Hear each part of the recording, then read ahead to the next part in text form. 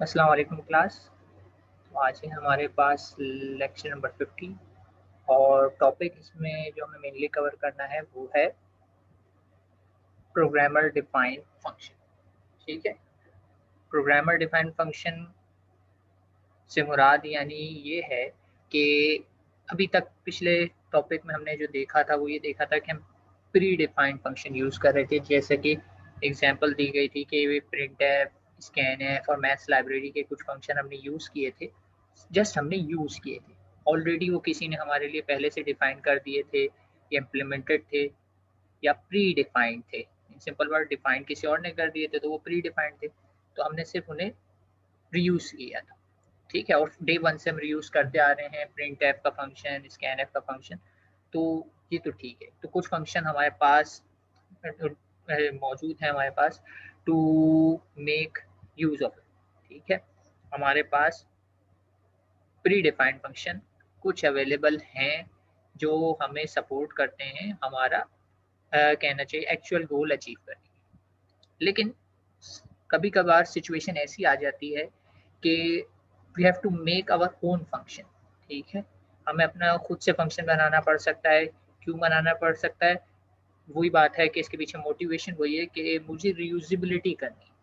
Function एक दफ़ा अगर मैं बना लूँगा तो मुझे बार-बार एक प्रोसेस के थ्रू नहीं गुज़रना पड़ेगा, जो मैंने लास्ट टाइम बताया था कि टेस्टिंग का फ़ेज़, फिर गलती हो गई तो मसला, तो इसमें मसले आ सकते हैं। तो अगर मुझे कोई लॉजिक ऐसी है जो बार-बार ज़रूरत पड़ रही है, बार-बार मुझे उसका काम पड़ रहा है, तो इट्स बेटर कि मैं उसका एक फंक्शन बना लूँ। तो अगर मैं उसका फंक्शन बना लूँगा तो एक दफ़ा सिर्फ़ बनाना पड़ेगा और फिर बार-बार मैं उसे बिल्कुल वैसे ही यूज़ कर पाऊँगा जैसे प्री डिफाइंड फंक्शन यूज़ कर। ठीक है? तो ओवरऑल मोटिवेशन हमारी ये है कि मैं कोड को बार-बार ना लिखूँ, और ये बहुत अच्छी मोटिवेशन है, क्योंकि मुझे बार-बार लिखने की क्या ज़रूरत है, एक दफ़ा मैंने काम कर दिया है तो दैट्स इट, मुझे दोबारा करने की ज़रूरत नहीं है, मैं उसी को रीयूज़ कर लेता हूँ, कॉपी पेस्ट, यही आइडिया होता है। तो प्रोग्रामर डिफाइंड फंक्शन में भी हम कुछ इसी तरह का काम करने वाले हैं। ठीक है? तो फंक्शंस इन सी, जैसे कि लास्ट टाइम भी बताया था मैंने आपको कि फर्स्ट क्लास सिटीज़न है, यानी इनको बहुत अच्छे से ट्रीट किया जाता है और सारा कुछ सी लैंग्वेज में जो है फंक्शन के इर्द-गिर्द ही रिवॉल्व करता है। तो C program is made up of one or more functions. ठीक है? One of them is main function. तो सी में अभी तक हमने देखा कि मेन फंक्शन ही होता है। लेकिन यहाँ पे एक बात नई पता लग रही है कि सी में मेन के अलावा भी फंक्शन हो सकते हैं। लेकिन चाहे जितने भी फंक्शन हों, एक से ज़्यादा जितने भी फंक्शन हो, लेकिन execution always begins with main, यानी जो सबसे पहली लाइन आपकी एग्जीक्यूट होगी कोड की वो मेन फंक्शन की पहली लाइन ही होगी, और जो सबसे लास्ट लाइन एग्जीक्यूट होगी वो भी आपके मेन फंक्शन की लास्ट लाइन एग्जीक्यूट होगी, यानी वो रिटर्न जीरो जो मेन फंक्शन में लिखा जाता है। तो ये बात याद रखिएगा कि execution always begins with main function and ends with main function. बाकी जो भी फंक्शन आपके हैं वो इन बिटवीन आते हैं, मेन फंक्शन से आप जाते हैं, उस फंक्शन पे जंप करके उसे एग्जीक्यूट करते हैं, कर कर आके वापस आ जाते हैं और इवेंचुअली आपकी एग्जीक्यूशन एंड होती है मेन फंक्शन। मेन फंक्शन आपके प्रोग्राम में कहीं भी प्लेस किया जा सकता है, टॉप पे प्लेस कर दें, बॉटम में प्लेस कर दें, कहीं पे भी प्लेस कर सकते हैं। लेकिन बाय कन्वेंशन कह रहे हैं it is located before all other function. ठीक है, कन्वेंशन है, कन्वेंशन का मतलब है कोई रूल नहीं है, कन्वेंशन मतलब नॉर्मली लोग इस तरीके से करते हैं कि मेन फंक्शन को सबसे ऊपर रखते हैं, बाकी फंक्शंस को नीचे रखते हैं। ठीक है, आप अपोजिट भी काम कर सकते हैं, उसका भी कुछ प्लस माइनसेस हैं, वो आगे चल के डिस्कस करेंगे, मैं आपको बता दूंगा। ठीक है, तो ये याद रखें यहाँ पे कि मेन फंक्शन से एग्जीक्यूशन स्टार्ट होती है और मेन फंक्शन पे ही एंड होती है। प्लेसमेंट डजंट मैटर, फंक्शन कहीं पे भी प्लेस हो, एग्जीक्यूशन हमेशा मेन से ही स्टार्ट होगी, भले से मेन सबसे बॉटम पे लिखा हो, भले से मेन सबसे टॉप पे लिखा हो, एग्जीक्यूशन हमेशा मेन फंक्शन से ही स्टार्ट होगी, यानी पहली लाइन मेन की ही एग्जीक्यूट होगी। ठीक है, ये याद रखिएगा। यहाँ पे सीक्वेंशियल नेचर की बात नहीं, सीक्वेंशियल नेचर की बात आती है फंक्शन की बॉडी के अंदर जाने के बाद। ठीक है, तो फंक्शन की बॉडी में आ गए तो फिर सब कुछ सीक्वेंशियली एग्जीक्यूट होगा, लेकिन फंक्शंस अगर बहुत सारे हैं तो आप कैसे जो सबसे टॉप पे है वो सबसे पहले एग्जीक्यूट हो जाए, ऐसा नहीं है। हमेशा एग्जीक्यूट होता है मेन फंक्शन, रिगार्डलेस वो टॉप पे रखा हो, बॉटम में या इन बिटवीन। ठीक, तो जब फंक्शन बनाते हैं तो फंक्शन कॉल होता है। ठीक है, फंक्शन बन गया, जैसे प्रिंटफ आप यूज कर रहे हैं बार बार, वो एक्चुअली फंक्शन की कॉल है। फंक्शन की कॉल का मतलब ये है कि आप उसको कॉल कर रहे हैं, उसका कोड को कॉल कर रहे हैं कि मेरे लिए कुछ काम करो। ठीक है, मेरे लिए कुछ फंक्शनैलिटी आप जनरेट करें।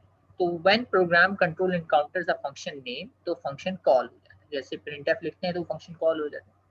तो होता क्या है कि प्रोग्राम कंट्रोल अगर आपका भी प्रिंटफ वाली लाइन में मेन फंक्शन में वहां पे पॉज लेता है और जंप करके कहाँ चला जाता है, उस फंक्शन पे चला जाएगा कि प्रिंटफ का फंक्शन बना हुआ कहाँ पर, यानी उसकी डेफिनेशन पे जाएगा। उसकी डेफिनेशन पे पहुंचेगा तो डेफिनेटली उसकी डेफिनेशन में कुछ ना कुछ लाइन ऑफ कोड लिखी होगी, फिर उसे एग्जीक्यूट करता है। और फिर जब वो सारी की सारी लाइन एग्जीक्यूट कर लेता है तो वो वापस जंप करके कहाँ आ जाता है, वहीं पे मेन फंक्शन में जहां से उसे कॉल किया गया। तो इसी वजह से कहा गया कि मेन फंक्शन से ही आपका प्रोग्राम स्टार्ट होता है और एंड भी, क्योंकि प्रोग्राम जाता तो है जंप करके दूसरी जगह पे, लेकिन वापस भी आ जाता है वापस में। तो ये सिर्फ मैं मेन के व्यू पॉइंट से बात बता रहा हूँ, लेकिन कोई सा भी फंक्शन किसी दूसरे फंक्शन को कॉल कर सकता है। बिहेवियर यही होगा कि प्रोग्राम का कंट्रोल जंप करके पहले उस फंक्शन पे जाएगा, वहां पे कुछ काम करेगा, नहीं कुछ स्टेप एग्जीक्यूट करेगा, एंड देन वापस रिटर्न आ जाएगा अपने मेन फंक्शन में, उसी फंक्शन में जिससे उसे कॉल किया गया। तो कह रहे हैं कि यहाँ पे एक एनालॉजी दी हुई है कि calling a function is analogous to asking a friend to perform an urgent task. ठीक है, आप अपने फ्रेंड से कोई काम का कहते हैं, आप एक काम कर रहे थे, उसमें आपको अपने दोस्त की जरूरत पड़ी, आपने कहा उससे कि भाई आपको क्या रिक्वायर्ड है उससे, लेकिन आपने ये नहीं बताया कि कैसे रिक्वायर्ड है। आप इस डिटेल में नहीं पढ़ेंगे, आप बस उसको कहेंगे मुझे यार ये काम कर। ठीक है, वो कैसे करे ये उसका हेडेक है। तो इट्स लाइक कि आपने अपने दोस्त से बोला है कि मुझे एक काम कर दो, और आपका दोस्त वो आपके लिए काम कर देगा और आपको पता भी नहीं लगेगा ये काम उसने एग्जैक्टली किया कैसे, बस आप कहेंगे यार मुझे रिजल्ट ये चाहिए। ठीक है, और जब तक आपका दोस्त आपको रिजल्ट रिटर्न नहीं करेगा, आप वेट करेंगे, जब आपका दोस्त आपको जो भी आपने उससे काम कहा था उसका रिजल्ट आ जाएगा, तो आप वापस अपने ट्रैक पर आ जाएंगे और अपना ओवरऑल टास्क अचीव करने की कोशिश करेंगे। ठीक है, तो इट्स लाइक कि आप अपना काम किसी दूसरे को बांट। इसकी मैं एक इंटरेस्टिंग सी एग्जांपल दे देता हूँ कि मैं चलें घरेलू रख लेते हैं इस एग्जांपल को, थोड़ा समझना आसान रहेगा। सबके साथ सिनेरियो आते हैं, खासतौर पे बॉयज़ के साथ ये सिनेरियो आता ही होगा। तो बात यह है कि भई घर में फरमाइश की गई है कि भई बिरयानी बनाई जाए। ठीक है, हमारी समझ लें कि नेशनल डिश है एक तरीके की, बिरयानी बनाई जाए कराची वालों की खास तौर पे। तो बिरयानी बनाई जा रही है, और बिरयानी तो बिरयानी और फिर रायते का जो कॉम्बिनेशन है वो तो आप अच्छे से फ़ेमिलियर, उसके बगैर तो बात ही नहीं बनती।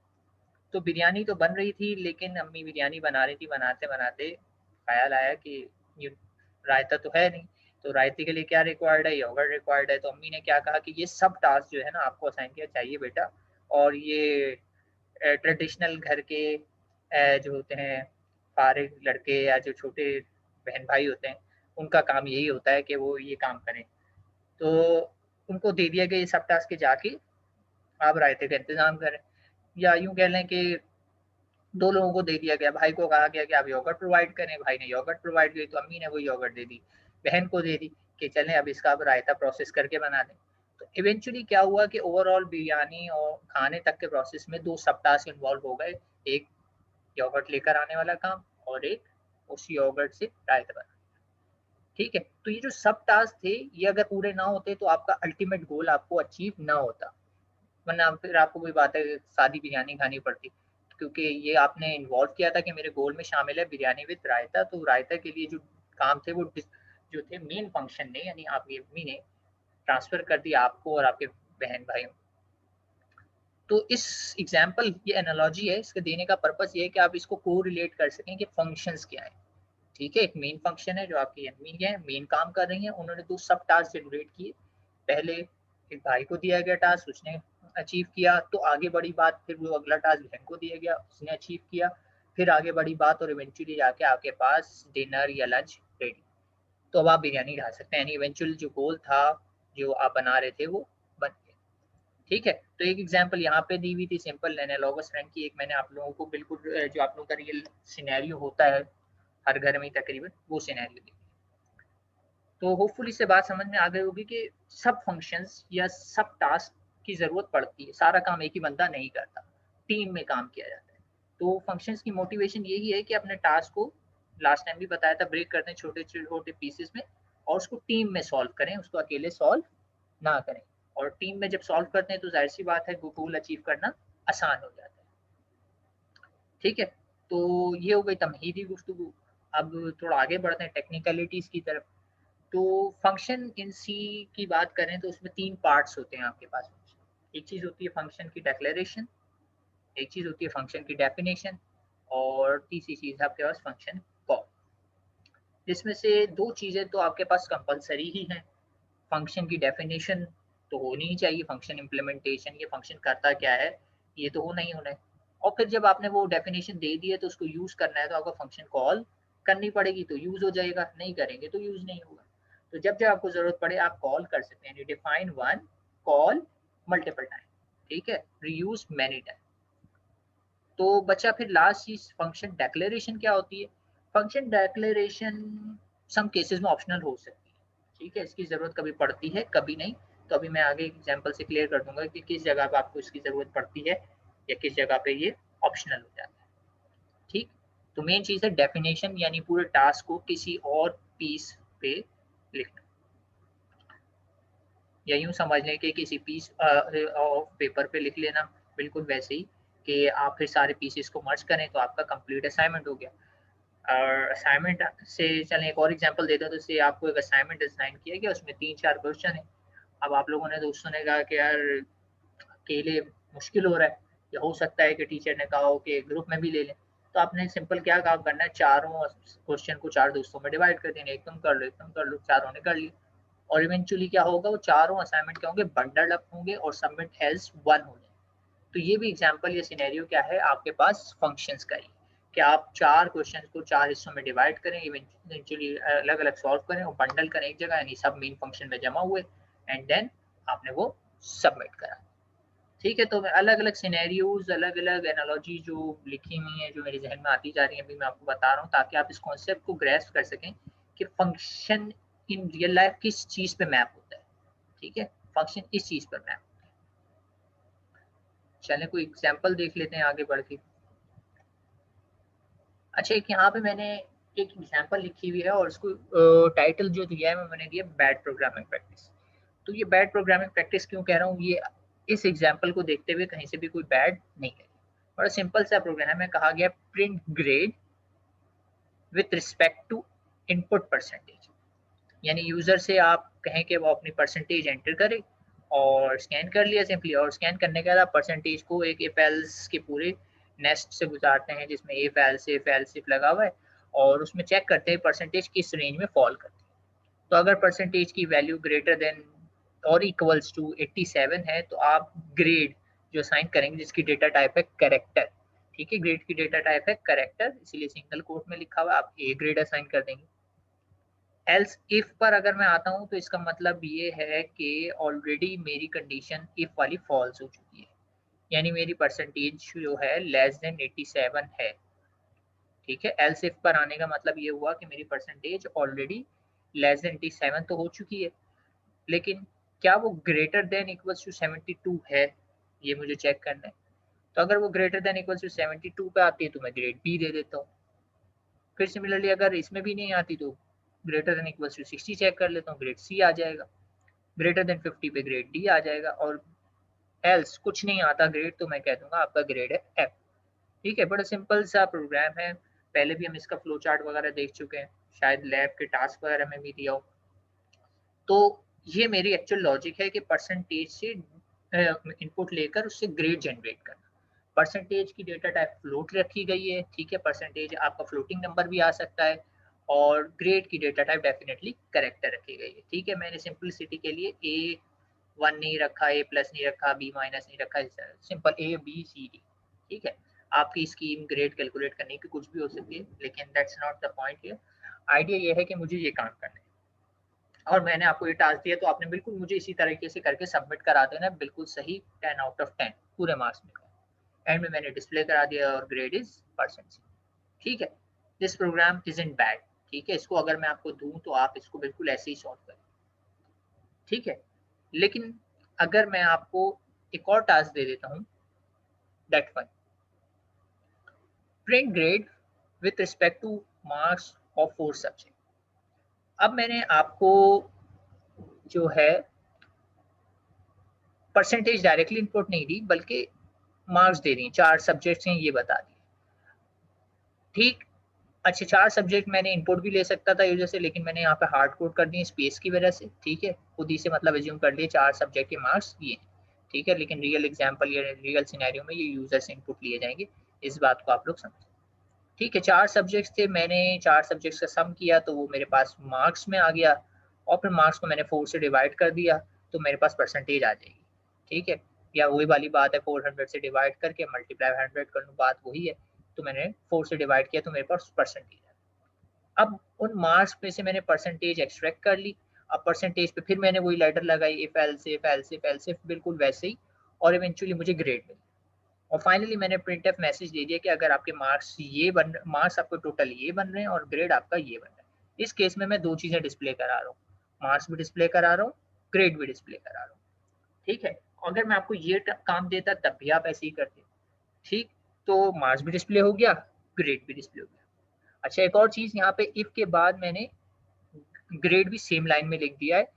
ये सिर्फ स्पेस की वजह से लिखा है, आप ऐसे भी लिखेंगे तो कोडिंग चल में कोई एरर नहीं आएगा, और अलग अलग लाइन में भी लिख देंगे कोई एरर नहीं आएगा। मैंने सिर्फ ये जो ग्रेड ए वगैरह चीजें ये इसी लाइन में इसलिए लिख दी हैं कि मेरे पास स्पेस थोड़ा कम है, ठीक है। अगर मैं इसको अलग लाइन में लिखता तो फॉन्ट छोटा हो जाता, फिर आपको समझाना थोड़ा मुश्किल होता, दिखाई ना दे। तो मैं इन्हें सिर्फ स्पेस की वजह से एक लाइन में लिखा है, लेकिन इट इज रिकमेंडेड कि आप अलग अलग लाइन में लिखें। लेकिन कोई फर्क नहीं पड़ता, प्रोग्रामिंग आपको पता है हमेशा सेमी कॉलन को देखती है, और सेमी कॉलन के बाद ही वो डिसाइड करेगा कि ये जो है इफ का पार्ट है, इफ ट्रू होगा तो ये एग्जीक्यूट, ठीक है। तो ये 2 प्रोग्राम अगर मैंने दिए तो बिल्कुल आप इसका ऐसे ही सोल्यूशन करेंगे। जी मास्क क्वेश्चन पूछिए। अगर आप हैंड रेस कर दे तो मैं आपका माइक ऑन कर देता हूँ, आप वैसे भी पूछ सकते हैं।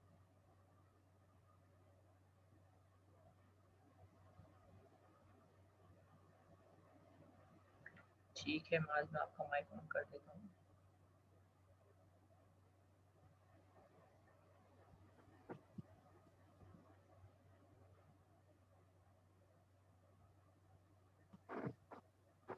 जी माज, क्या क्वेश्चन है आपका?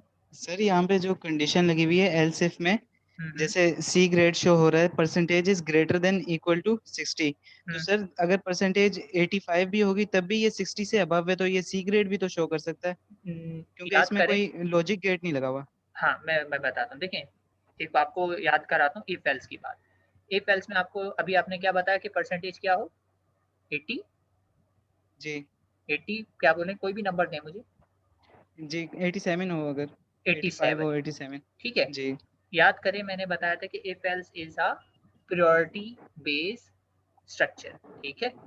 अगर ठीक। मेरे पास परसेंटेज अगर 87 ही है, ठीक है, हम्म। फिर मेरी परसेंटेज 87 है, तो मैं 87 वाला केस जब चेक करूंगा या 87 से बड़ा कोई भी होगा तो उस केस में तो मेरी ये कंडीशन ट्रू हो जाएगी, और ये कंडीशन ट्रू हो जाएगी तो जी ग्रेड को तो मैं ए असाइन कर दूंगा। और जब ए एक कंडीशन ट्रू हो गई तो ये वाली कंडीशंस में कभी भी एग्जीक्यूट नहीं करता, ये तो सिर्फ उसी सूरत ठीक। में एग्जीक्यूट होंगे जब ऊपर वाली कंडीशन फॉल्स होगी। समझ जी में आई सर। बात? तो इसीलिए सी जी कभी जी। भी असाइन नहीं होगा, बी कभी भी असाइन नहीं होगा। अगर ऊपर वाली कंडीशन ट्रू हो जाती है तो नीचे वाली कंडीशन कभी भी ट्रू नहीं हो सकती, ठीक है।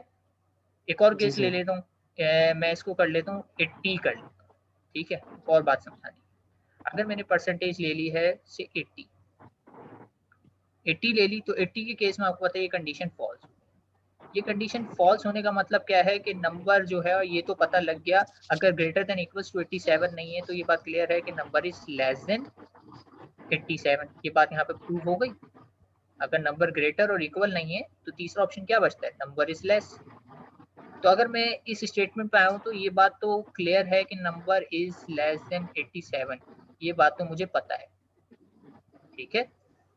और यस सर। असल कंडीशन में क्या चेक करूं कि नंबर 87 से तो लेस तो प्रूव हो गया है, लेकिन उसको ग्रेटर देन इक्वल टू 70 होना चाहिए तभी मैं बी ग्रेड दूंगा। तो यहाँ पे ये 2 कंडीशन ऑटोमेटिकली बन गई, क्योंकि ऊपर वाली कंडीशन का ट्रू ना होने का मतलब है कि उसकी अपोजिट कंडीशन का ट्रू होना। समझ रहे हो बात? तो यहाँ पे अगर मैं जी ये सर। पूरी ये कंडीशन लिख भी दूं ना, यानी कि इट इज ये वाला पार्ट एंड करके लिख दूं, तो भी कोई फर्क नहीं पड़ेगा। आप इस प्रोग्राम को रन करके चेक कर सकते हैं। यानी ये कंडीशन भी मैं यहाँ पे लगा दूं कि परसेंटेज लेस देन 87, तो ये अंडरस्टूड है कि यहाँ पे परसेंटेज जो है लेस देन 87 ही होगी, तभी तो इस स्टेप पे आया हूँ मैं। अगर वो लेस देन 87 ना होती तो इफ का कंडीशन ट्रू हो जाती। तो मुझे दो कंडीशन लगा के एंड करने की जरूरत नहीं है। इस स्टेटमेंट पे आने का मतलब यही है कि परसेंटेज इज लेस देन 87, और अगर मैं इस कंडीशन पे आ जाता हूँ थर्ड वाली पे, तो इसका मतलब यही है कि परसेंटेज इज लेस देन 72। ठीक है, जी बात सर। समझ में आई? प्रियोरिटी स्ट्रक्चर जी है इफ एल्स। ठीक है, इस बात को ध्यान रखना। मैंने एक एग्जांपल भी कंपैरिजन की कराई थी, इफ एल्स वाली कराई थी और मल्टीपल इफ वाली। तो उधर यही चीज हाईलाइट की थी कि अगर इफ एल्स का एक स्टेटमेंट ट्रू हो जाता है तो मैं नीचे के किसी भी स्टेटमेंट को एग्जीक्यूट कभी भी नहीं करूंगा, होंगे नहीं, ये काम ही ऐसे करता है। ठीक है, सर, एक और एग्जांपल। सवाल है। जी जी कहिए। सर, ये ग्रेड का वेरिएबल डिक्लेयर नहीं किया हुआ है, इसे डिक्लेयर करना जरूरी होगा? हाँ, इसको करना है, मैं मिस कर गया हूँ आई थिंक। ग्रेड का वेरिएबल डिक्लेयर जरूर होगा। ठीक है, मैंने यहाँ पे मिस कर दिया। ठीक, ठीक इसको है आप सर। लोग डिक्लेयर कर लीजिएगा। ठीक, मिस हो गया, ग्रेड जी डिक्लेयर सर। होगा। ठीक है, मैं जी बात सर। कर रहा था कि मैंने बात बताई थी ना कि if else is like a multiple choice question. अगर आपने ऑप्शन ए टिक कर लिया तो कभी भी ऑप्शन बी या सी को आप टिक नहीं करेंगे। अगर ऑप्शन ए आपको सही नहीं लग रहा तभी आप बी पे जाएंगे, और बी भी सही नहीं लग रहा तभी आप सी पे जाएंगे। ठीक है, तो जी सर। और तो कोई क्वेश्चन नहीं है मास? नो। ठीक है, थैंक यू। होपफुली बाकियों को भी समझ में आ गई होगी बात। क्वेश्चन करने चाहिए, क्वेश्चन करने से ये होता है कि सबको बात क्लियर होती है। और ये जो है डिक्लेयर नहीं हुआ तो मैं इसको भी डिक्लेयर कर लेता हूँ यहीं पे, ताकि ये गलती जो है सही हो जाए। तो मैं इस लाइन में कर लेता हूँ करेक्टर ग्रेड।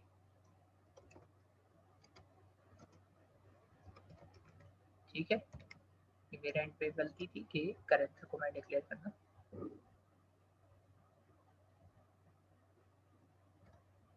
ठीक है, तो ग्रेड डिक्लेयर होगा सी में। आपकी जो है, मैंने जैसा कि बताया कि हर वेरिएबल यूज करने से पहले आपको डिक्लेयर करना जरूरी है। ठीक, तो दोनों प्रोग्राम आपने बना लिए। ठीक है, दोनों प्रोग्राम सही है बिल्कुल। आपको अगर मैं ये प्रोग्राम देता हूँ प्रिंट ग्रेड वाला से ऑन आज देता हूँ, ठीक है, आप बनाएंगे बिल्कुल ऐसे बनाएंगे सही। फिर मैं आपको अगर कल एक ये दूसरा प्रोग्राम देता हूँ print grade with respect to 4 marks, आप फिर से ये बना देते हैं मुझे। लेकिन आप कहेंगे यार ये लॉजिक तो बिल्कुल वही, जैसे ही असाइनमेंट जैसे कल दिया था सर ने, फिर मैं आपको 2-3 दिन बाद एक और असाइनमेंट देता हूँ, उसमें कहता हूँ grade with respect to n subjects, यानी 4 के बजाय सब्जेक्ट कहते तो एन, और एन कहता हूँ यूजर से लें। ठीक है, सब्जेक्ट यूजर से लें और फिर कैलकुलेट करें। तब भी आप कहेंगे यार ये फॉर्मूला रिपीट हो रहा है, यानी आपको फीलिंग आना शुरू हो जाएगी कि ये चीज जो है रिपीटेटिव है, ये चीज मैं बार बार लिख रहा हूँ जबकि ये एक ही जैसी है। ठीक है, यानी परसेंटेज से जो ग्रेड की कन्वर्जन है वो ऑलवेज सेम ही रहने वाली है मेरे लिए, तो क्यों मैं इसे बार बार लिखूं? अगर मैंने 10-12 प्रोग्राम में आपको ऐसे दे दिया तो ये टाइपिंग ओवरहेड आपको बार बार पड़ेगा, और बार बार में हो सकता है कि आप यहाँ पे कोई गलती कर जाएं। गलती क्या कर जाएं कि हो सकता है कि आप यहाँ पे 72 के बजाय 73 कर जाएं, या ये हो सकता है कि आप गलती में ग्रेटर देन इक्वल टू के बजाय सिर्फ ग्रेटर देन लिख दें। तो आपके प्रोग्राम में गलती हो सकती है, कहीं ग्रेटर देन मिस कर दिया, कहीं नहीं किया, तो कुछ भी हो सकता है। तो बात ये है कि पहली दफा सही था, दूसरी दफा आपने कोई टाइपिंग एरर डाल दिया जिसकी वजह से आपका रिजल्ट चेंज हो। तो 2-3 मरतबा 10 मरतबा लिखने में सेम चीज में बंदा केयरलेस भी हो जाता है। उन्हें कहता किया हुआ तो है, क्या इतना ध्यान देना, वो थोड़ा सा बेध्यानी से केयरलेस होकर कोडिंग करता है और गलती हो जाती है, और फिर मसला आता है। तो पहली चीज तो ये मैं बार बार क्यों कर रहा हूँ, ये कोई अच्छी अप्रोच नहीं है। जैसे कि ऊपर का it is a bad programming practice. अगर मुझे एक ही चीज बार बार करनी पड़ रही है तो क्यों ना मैं उसको एक मरतबा करके रख लूँ, बार बार उसे कॉपी पेस्ट करूँ। तो कॉपी पेस्ट के दो तरीके हैं। आपने दूसरे दिन मैंने प्रोग्राम दिया, आपने यही प्रोग्राम ओपन किया, यहाँ से सारी लाइन सेलेक्ट करी, कॉपी पेस्ट। तीसरे दिन भी आपने फिर यही किया, कॉपी पेस्ट। तो ये भी हार्ड कोडेड अप्रोच है, कोई अच्छी बात नहीं है कि आपको बार बार कॉपी पेस्ट करना पड़े। क्यों ना मैं एक प्रोफेशनल अप्रोच लेके चलूं और इस पीस ऑफ कोड को कहीं ना कहीं ऐसे सेव कर लूं कि मैं अपने कोड में इसको नॉर्मल फंक्शंस की तरह, जैसे जैसे मैं printf 10 मरतबा कॉल कर रहा हूँ, ये देखें, ये printf मैंने यहाँ पे कॉल किया, printf मैंने यहाँ पे भी कॉल किया, printf मैं चाहूँ 10 लाइन में और कॉल कर लूँ। तो मैं इसलिए कर पा रहा हूँ कि इसको मैंने फंक्शन बना के कहीं रखा हुआ है। तो अगर यही काम मैं अपने बनाए हुए फंक्शन के साथ कर लूँ कि इसे एक मरतबा कहीं बना के रख लूँ और फिर चाहे 10 मरतबा मैं परसेंटेज से ग्रेड कैलकुलेट करना चाहूँ कर सकता हूँ। तो गुड प्रोग्रामिंग प्रैक्टिस क्या है कि प्रोग्रामर सबसे पहले तो अच्छी बात ये can write their own function as well, और ये ना कर सकते तो यकीन करें आपका कोड एक बहुत बड़ा सा मेन फंक्शन हो जाता है। जितने बड़े बड़े सॉफ्टवेयर होते हैं उसमें थाउजेंड्स ऑफ कोडिंग की लाइन होती हैं, वो सब एक ही पेज पे एक ही मेन फंक्शन में आ जाती हैं, तो उसको आपको टेस्ट करना, उसके अंदर कोई एरर को रिजॉल्व करना बड़ा मुश्किल हो जाता है, क्योंकि वो एक ही स्ट्रक्चर में बना हो, तो ये तो बड़ा मुश्किल काम हो जाता। तो इसकी मिसाल चलें एक और ऐसे देता हूँ कि आपको मैंने कहा कि चेयर्स हैं, क्लास रूम में आपकी चेयर्स होती हैं, उनको मैंने स्टैक कर दिया, एक के ऊपर एक रख दी, बहुत सारी चेयर्स रख दी और एक बड़ा सा स्टैक बना दिया और 50 चेयर्स बना तो दिया जैसे जैसे। अब मैं आपसे कहता हूँ कि 4 लोग मिलके इसे लेके जाएँ इधर से, मुश्किल होगी। 4 लोग उसको लेके जाना या 5 लोगों को उसको मूव करना मुश्किल हो रहा होगा। चलें 10 लोग कर लेते हैं, तब भी वो स्टैक हैंडल करना बड़ा मुश्किल हो रहा होगा, गिर भी सकता है और मूव करना भी इम्पॉसिबल। लेकिन अगर मैं आपसे कहता चेयर का स्टैक जो है आप बना लें ऐसे 5-5 चेयर्स का, यानी 5 ईच, तो आपके पास 10 स्टैक्स बन जाते हैं, लेकिन they will be easier to move. आप उसको इधर-उधर आसानी से कर पाते, तो आपने भी प्रॉब्लम को ब्रेक कर लिया होता तो वो आसानी से सॉल्व हो जाता। तो बिल्कुल वैसे ही आप बड़े से मेन फंक्शन बनाने के बजाय बेहतर क्या है कि उसको ब्रेक कर लें छोटे-छोटे फंक्शन, ठीक है? तो यही हम कर सकते हैं यूजिंग प्रोग्राम्स। और दूसरी ज़रूरत मैंने क्या बताई, रिडंडेंसी, कोड बार-बार रिपीट ना करना पड़े। तो typically each module in a program design hierarchy is implemented as a function, तो हम सी लैंग्वेज में फंक्शन के थ्रू बनाते हैं। एक और काम की बात क्या बता दी, C function names follows the same naming rule as variable.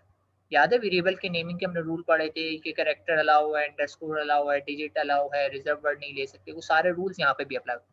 तो कोई भी चीज आप अपनी मर्जी की जिस तरह वेरिएबल में नेमिंग का ध्यान रखते हैं तो फंक्शन में भी रखते हैं। तो मुझे क्या करना है, इस पीस ऑफ कोड को फंक्शन में कन्वर्ट करना।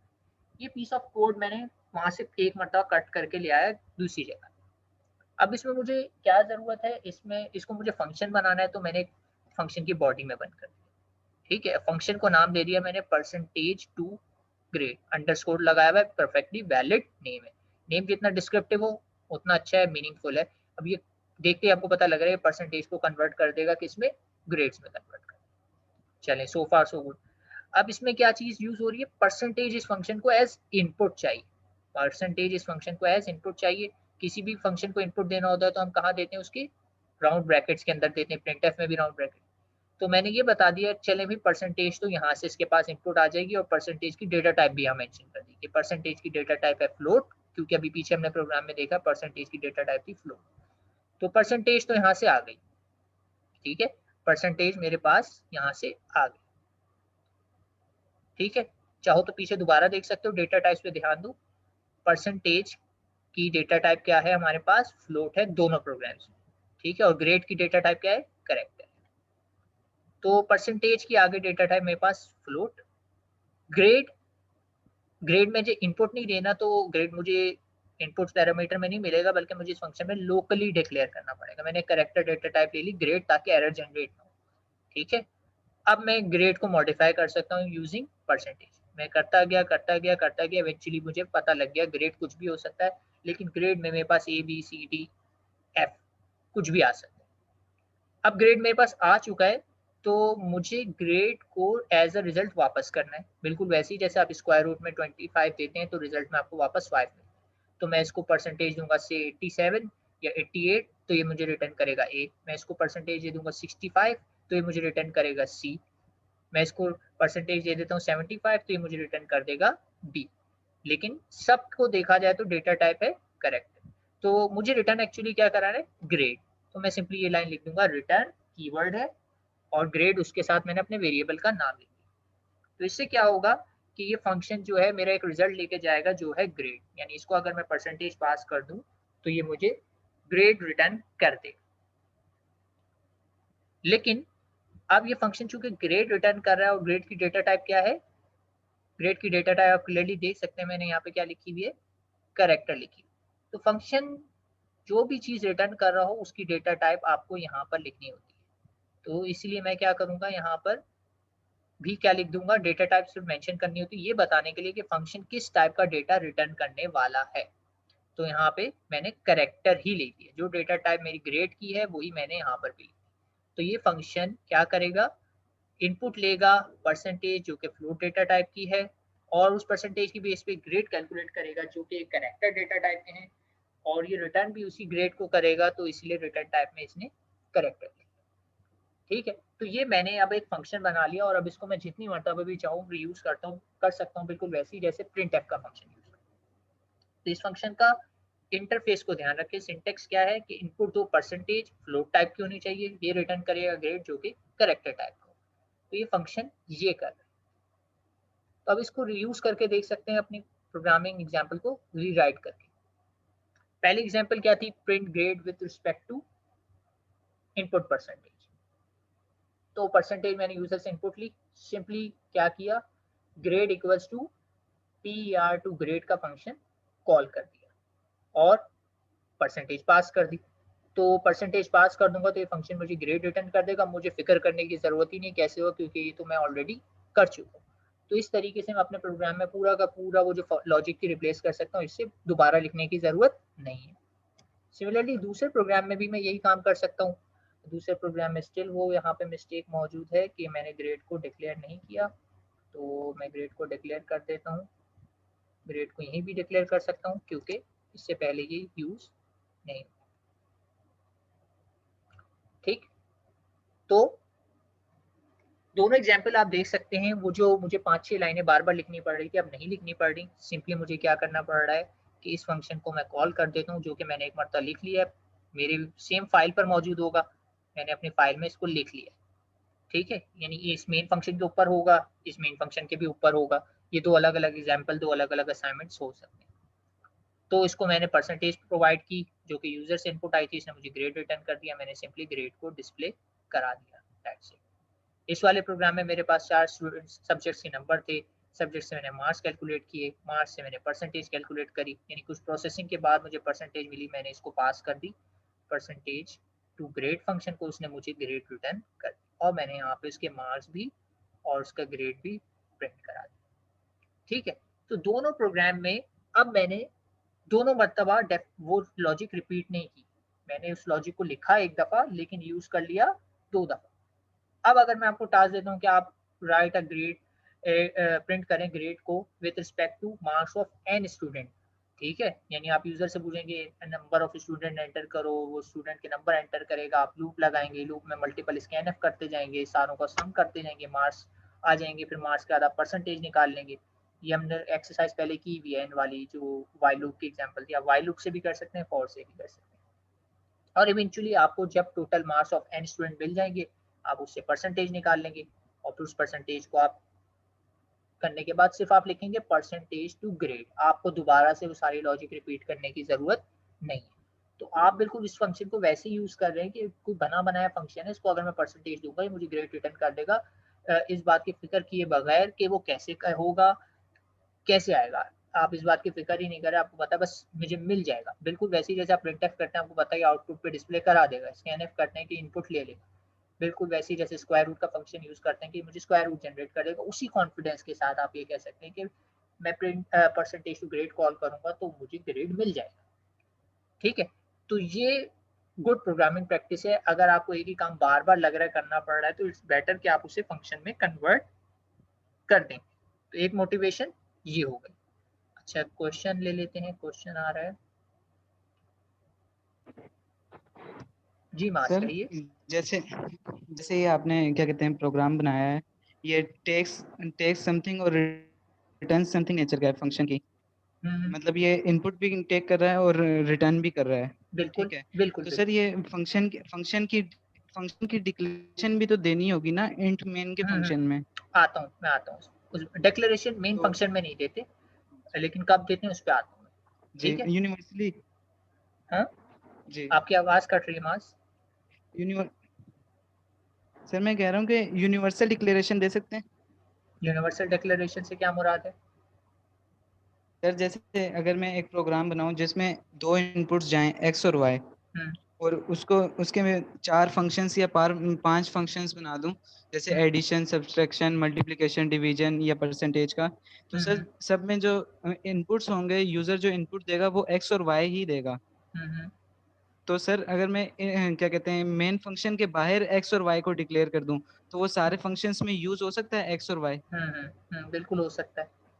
इस पे बात करेंगे तो आगे चल के स्कोपिंग पे कि ग्लोबल वेरिएबल कहलाते हैं, फिलहाल ये बता दूंगा। जी जी ठीक है, लेकिन ये ज़्यादा रिकमेंडेड क्यों नहीं होते इसके पीछे भी बात करेंगे। ठीक है, स्कोपिंग का जब मैं आऊँगा जी ना सर। फंक्शन एक्सप्लेनेशन के बाद, तब इस पे बात करेंगे। ठीक है, ठीक। Local and global scope. अच्छा, बात ये है कि आप मल्टीपल फंक्शन बिल्कुल बना सकते हैं, लेकिन आपको ऐड का अलग, सबट्रैक्ट का अलग, मल्टीप्लाई का अलग, डिवाइड का अलग बनाना पड़ेगा।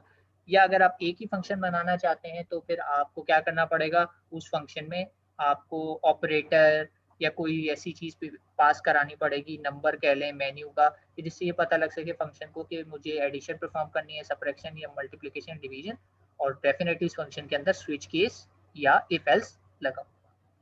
ठीक है, तो ये फंक्शन अब हम चाहे जितनी मरतबा यूज़ करें, कर सकते हैं। ठीक है, बनाए मैंने एक दफ़ा, अब मेरे 10 मरतबा भी अगर ग्रेड कैलकुलेट करना है तो मैं दोबारा से नहीं लिखूँगा लॉजिक, मैं बस ये कॉल करूँगा, मुझे पता है ये कर देगा। ठीक, तो ये कॉन्फिडेंस अब आ गया मेरे पास कि ये ऑटोमेटिकली सारे काम कर देगा। अगर इसको परसेंटेज दी जाए तो ये ग्रेड देगा ही देगा, और ये टेस्टेड है। मैंने 2 प्रोग्राम में टेस्ट कर लिया, अब 10 प्रोग्राम में भी ये ज़रूरत पड़ेगी, आप करेंगे, आ जाएगा। ये तब तक काम करेगा जब तक कि परसेंटेज टू ग्रेड की स्कीम यही है, यानी कोई और फॉर्मूला नहीं आता। ठीक है, यहाँ पे बात क्लियर है जी क्लास?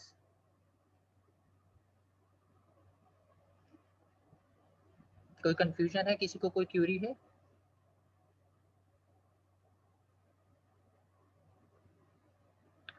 चलें, टाइम कुछ एंड की तरफ जा रहा है तो मैं पेस आगे बढ़ा देता हूँ।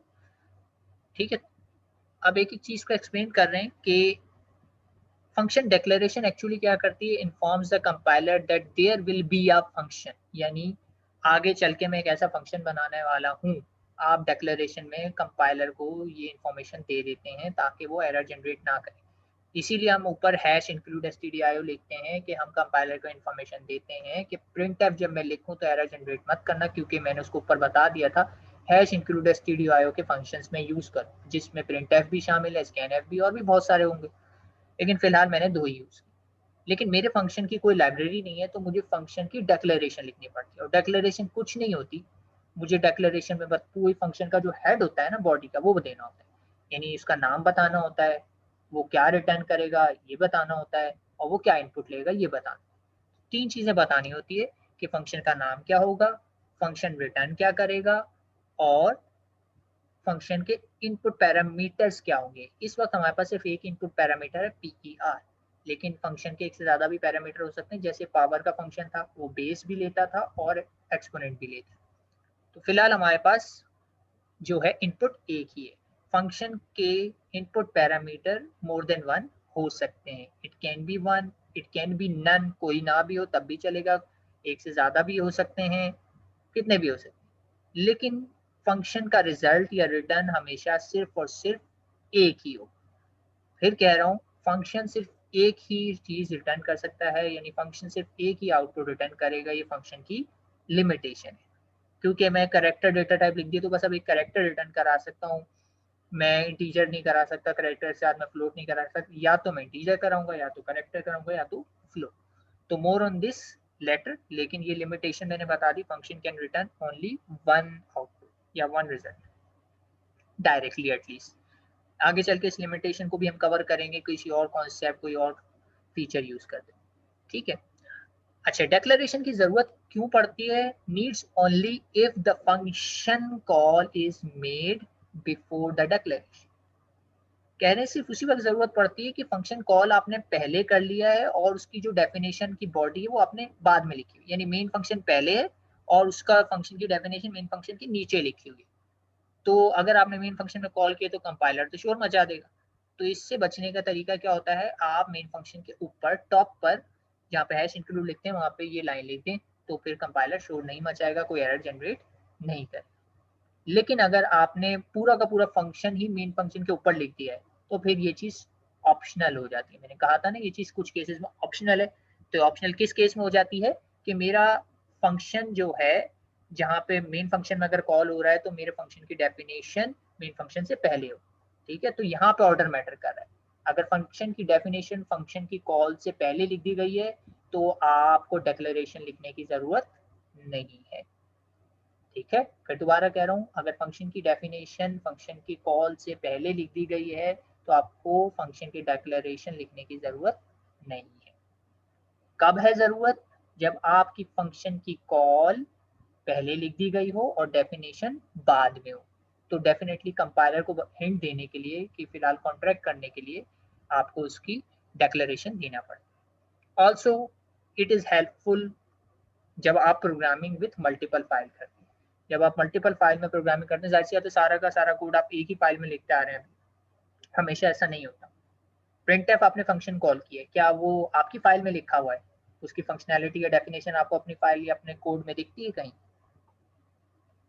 तो इसका जवाब सिंपल सा नो, आपको कहीं नहीं दिखती। वो तो लाइब्रेरी में भी कोई सी की फाइल पड़ी होगी, वहां लिखा होगा। तो इसी वजह से मैं हैश इंक्लूड कराता हूँ, या इसी वजह से मैं डिक्लेरेशन देता हूँ, ताकि मल्टीपल फाइल में भी अगर कोड हो तो उसे एक्सेस किया जा सके। तो डिक्लेरेशन का एक फायदा क्या है? वैसे सिंगल पेज पे काम करते वक्त तो कोई फर्क नहीं पड़ता, ऑप्शनल हो जाता है, लेकिन अगर आपने मल्टीपल फाइल्स में अगर काम करना है तो इट्स अ मस्ट, फिर आपको लगाना पड़ेगा।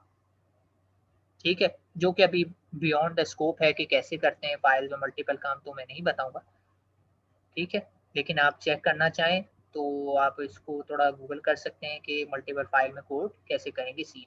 ठीक है, इतना मुश्किल नहीं है, लेकिन टाइम लेगा और हमारे स्कोप में नहीं है, तो मैं भी नहीं बताना। दूसरी चीज क्या थी? Function call. जब भी कॉल होती है तो क्या होता है, जैसे यहाँ पे नीचे देख रहे हैं आप, मेन फंक्शन में कॉल हुई, कॉल होते ही मेरा कंट्रोल जंप करके कहाँ चला जाता है? फंक्शन की डेफिनेशन पे। passes control to the function definition, must match the prototype या declaration in name, number of argument and type of argument।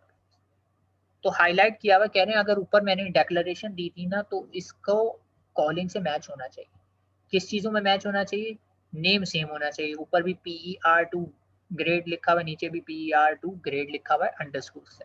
मैं एक भी लेटर्स में कैप्स या स्मॉल चेंज नहीं कर सकता, अगर चेंज किया तो ये दोनों सेम नहीं कहलाएंगे और उस केस में एरर जनरेट हो जाएगा। तो नाम भी सेम होना चाहिए, इनपुट जो लेंगे वो भी सेम होना चाहिए, उनकी टाइप भी सेम होनी चाहिए, फर्दर उनका नंबर भी सेम होने चाहिए। एक ऊपर लिखा हुआ इनपुट दूंगा तो नीचे भी एक ही दूंगा, ऊपर का है फ्लोट टाइप का दूंगा तो नीचे देखें PER जो लिखा है उसकी डेटा टाइप क्या है? PER जो मैं यहाँ लिख रहा हूँ इसकी डेटा टाइप मैंने देखे यहाँ लिखी हुई क्या है? फ्लोट ही है।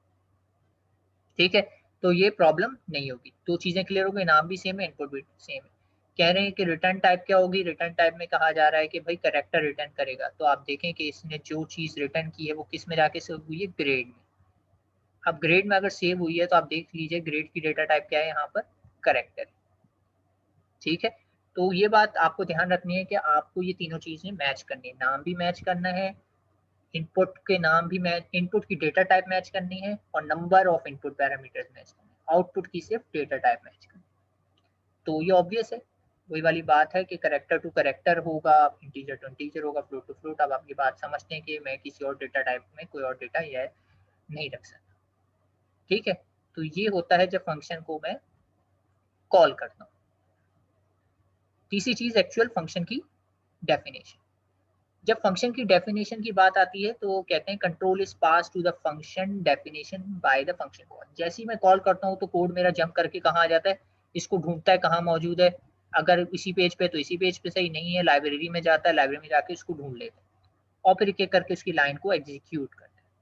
और जब सारी लाइनें एग्जीक्यूट हो जाती हैं तो क्या होता है? After the statements in the function bodies have completed या executed, control passes back to the calling function, जो कि इस केस में क्या था? मेन फंक्शन था। तो कंट्रोल मेरा वापस यहाँ से निकलता है और मेन फंक्शन में या जहां से भी इसको बुलाया गया था उधर चला जाएगा। Note that the calling function does not have to be main always, it can be any other function. तो ये बात भी बता दी गई कि कोई और फंक्शन भी हो सकता है। इसकी मिसाल ऐसे है कि वही मैं घर वाला सिनेरियो दोबारा लाता हूँ। ठीक है, पहले क्या था कि अम्मी ने टास्क दिया था आपको और आपकी बहन को, दोनों को टास्क देने वाला कौन था? आपकी अम्मी। लेकिन अब सिनेरियो में थोड़ा सा चेंज करता हूँ कि अम्मी ने टास्क दिया आपके बड़े भाई को और आपके बड़े भाई ने टास्क, वही वाली बात है, छोटे थे, आपको असाइन कर दिया आपका। अब आप अगर टास्क कर लेंगे तो आप वापस कहाँ आएंगे? किसको आके रिपोर्ट बैक करेंगे? जाहिर सी बात है भाई ने काम दिया था, आप भाई के पास ही आएंगे। आपको तो इल्म में भी नहीं है कि आप उस भाई को काम अम्मी ने दिया था, ये किसी और का काम है, आपको नहीं पता। आप वापस आएंगे, भाई को रिपोर्ट बैक करेंगे और भाई आपका सारा क्रेडिट ले लेंगे, कहेंगे अम्मी मैंने काम कर दिया। ठीक है, बिल्कुल वैसे ही जैसे ऑफिस में होता है कि आपको, आप अगर एक एम्प्लॉय हैं तो आप जाके अपने मैनेजर को या असिस्टेंट मैनेजर को रिपोर्ट बैक करेंगे, आप जाके डायरेक्ट कंपनी के सीईओ को तो नहीं कहेंगे। लेकिन सीईओ अगर किसी की कामयाबी की शाबाशी देगा तो मैनेजर को देगा, और मैनेजर किसका क्रेडिट आ रहा होगा, असिस्टेंट मैनेजर का। असिस्टेंट मैनेजर को किसका क्रेडिट मिल रहा होगा, उसके नीचे अंडर जो भी नॉर्मल एम्प्लॉयज आते हैं या प्रोग्रामर आते हैं। प्रोग्रामर को डायरेक्टली क्रेडिट कभी नहीं मिलता, किसको मिलता है, उनके मैनेजर को मिलता है। क्यों? क्योंकि उसने सब काम किया और डिलीवर करवाया। तो बिल्कुल ये वैसी ही हायरार्की है चेन में कि आप रिपोर्ट बैक करते हैं जिस बंदे को, वो ही आपको काम देता है और उसी को आप वापस करते हैं। फिर मैनेजर को ज़ाहिर सी बात है, ऊपर से सीईओ ने काम नहीं होता, वो सीईओ को रिप्लाई बैक करे। तो फंक्शन बिल्कुल इसी हायरार्की में काम करते हैं, जो आपको कॉल करेगा उसी को आपने वापस रिटर्न में रिजल्ट जनरेट करना। ठीक है, दैट्स इट। ये तीनों पार्ट फंक्शन के मैंने एक्सप्लेन कर दिए बारी बारी। एक और यहाँ पे एग्जांपल है सिंपल सी, कि इनपुट पैरामीटर्स की बात कर रहे थे ना, तो फंक्शन इस वाले केस में देखा जाए तो हाईलाइट कर देता हूँ। फंक्शन डिक्लेरेशन देखी जाए तो रिटर्न कुछ नहीं कर रहा, रिटर्न में मैंने वॉइड लिखा हुआ है। प्रिंट मैसेज इसका नेम है और इंटीजर ये इनपुट लेगा। और अब आप देखें यहाँ पे मैंने इंटीजर लिखा है, वेरिएबल का नाम नहीं दिया, क्योंकि मैं दूं ना दूं कोई फर्क नहीं पड़ता। बस मुझे कमिटमेंट में ये बताना होता है कंपाइलर को कि किस टाइप का होगा और कितने होंगे, उनका एग्जैक्ट नेम क्या होगा ये बताने की जरूरत नहीं। मेन फंक्शन में मैंने क्या किया, यूजर से एक नंबर लिया और प्रिंट मैसेज को कॉल कर दिया। अब यहाँ पे आप ध्यान दें तो प्रिंट मैसेज के मैंने इक्वल्स टू करके नहीं करा, यहाँ पे कुछ इक्वल्स टू नहीं लगा हुआ। क्यों इक्वल्स टू नहीं लगा हुआ, मैंने यहाँ पे कोई इक्वल्स टू भी नहीं करा, साइन भी नहीं करा, क्योंकि ये तो वॉइड है, और वॉइड का मतलब है ये कोई डेटा रिटर्न नहीं करेगा, ना इंटीजर, ना कैरेक्टर, ना फ्लोट, ना कोई टाइप। तो इसलिए मुझे ये करने की जरूरत नहीं है। तो मैंने सिंपली प्रिंट मैसेज कॉल कर दिया, इनपुट ले रहा है नंबर और जाके सिर्फ उसको क्या कर देता है, प्रिंट। और जब ये फंक्शन कॉल होता है तो कंट्रोल जंप करके जहाँ चला जाता है, यहाँ। और यहाँ जंप करके गया हूँ तो ये वाली वैल्यू जो है आपकी नम वाली वैल्यू जो है जाके कॉपी हो जाएगी किसमें, VAL में। ठीक है, मैं फिर कह रहा हूँ कॉपी हो जाएगी, यानी नंबर की वैल्यू जो भी होगी वो नंबर में जो भी डेटा होगा वो कॉपी हो जाएगा VAL नाम के वेरिएबल में। Num is different variable in different scope, VAL is different variable in different scope. ठीक है, it's like original assignment, it's like photocopy of your assignment. अब अगर फोटोकॉपी में मैं कोई चेंजेस करता हूँ तो ओरिजिनल पे कोई फर्क नहीं पड़ता, और ओरिजिनल में मैं कोई चेंजेस करता हूँ तो फोटोकॉपी पे कोई फर्क नहीं पड़ता। ठीक है, और फिर ये प्रोग्राम अपना काम करेगा, और काम करने के बाद ये वापस कहाँ आ जाएगा, इसी लाइन के बाद वाली लाइन, और यहाँ पे आएगा तो रिटर्न, और ये एग्जीक्यूशन एंड हो। तो प्रोग्राम हमेशा जंप करके चला जाता है डेफिनेशन पे, डेफिनेशन पे काम करता है, काम करके वापस वहीं आता है जहाँ से गया था। ये सब चीजें बैकग्राउंड में मैनेज कर रहा होता है आपका ऑपरेटिंग सिस्टम, कि प्रोग्राम जहाँ से जंप करके गया है वापस वहीं पे आए। ठीक है, तो ये सब चीजें बैकग्राउंड में मैनेज कर रहा होता है आपका ऑपरेटिंग सिस्टम।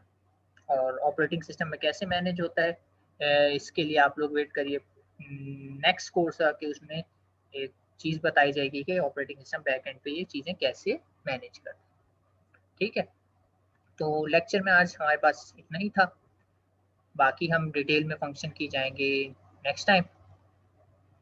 स्कोप्स भी बातें करेंगे कि फंक्शन क्या होता है, ये नाम मैं सेम रख रहा हूँ कि डिफरेंट रख रहा हूँ, इससे क्या फ़र्क पड़ता है, तो ये सब बातें करेंगे हम नेक्स्ट।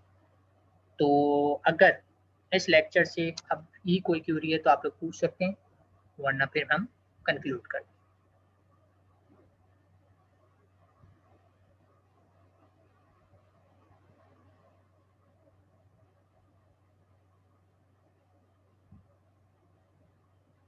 जी क्लास यानी क्यूरी, क्यूरी और क्लियर। अच्छा, मास कोई क्यूरी है।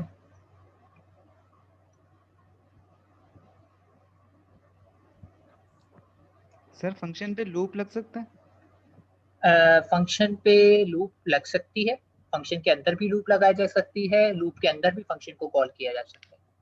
ठीक है, तो सर फिर ये रिकर्जन में और लूप में क्या फर्क होता है फिर फंक्शन का? रिकर्जन और लूप की हम बात करेंगे, कल की लैब भी हमारी रिकर्जन पे है और थ्योरी में भी आएगा रिकर्जन का टॉपिक, तो इसको सवाल को तब तक के लिए होल्ड कर लेते हैं।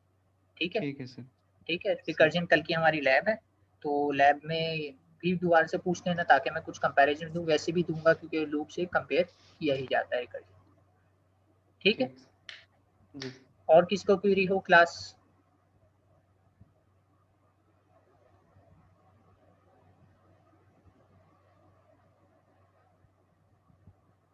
तो शैल आई कंक्लूड?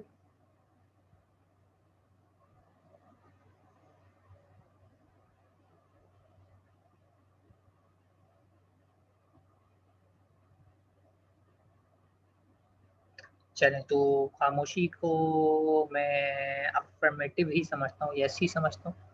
तो लेक्चर फिर हम कंक्लूड कर देते हैं। तो कल मिलते हैं आपसे लैब में। टिल देन सी या, अल्लाह हाफिज़।